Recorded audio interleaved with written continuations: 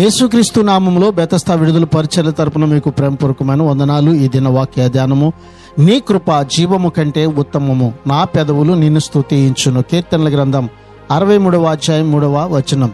శత్రువులు తరుముతుండగా ఎడారి దారిలో పారిపోతున్న దావీదు దేవుని కృప గురించి మాట్లాడుచున్నాడు. ఆయన కృప లేకుండా జీవితంలో సౌకర్యాలు, ప్రతిష్ట, ధన సమృద్ధి అనుభవించటం కంటే దేవుని కృపను చవి చూడగలగడం ఎంతో శ్రేష్టం. ఎడారుల్లో, చెరసాలల్లో, చావు నీడల్లో ఉండి కూడా దేవుణ్ణి కీర్తిస్తూ పాటలు పాడుతూ సంతృప్తి చెందగలిగిన వారందరూ ధన్యులు.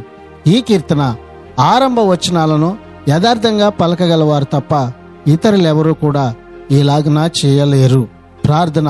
కృపగలిగిన దేవా, దయగలిగిన మా రాజా యేసయ్య, మరొక నూతన దినాన్ని మాకు ఇచ్చినందుకు నీకు వందనాలు, స్తోత్రాలు చెల్లిస్తూ అన్నిటికంటే విలువైన, ఉత్తమమైన నీ కృప ద్వారా మేము బలపరచబడుతూ నీ కృపలో ముందుకు కొనసాగే ధన్యత ఈ దినాన ఈ నీ ప్రజలందరికీ దయచేయమని యేసు ప్రశస్త నామములో ప్రార్థించి అడిగి వేడుకుంటున్నాము తండ్రి. ఆమెన్.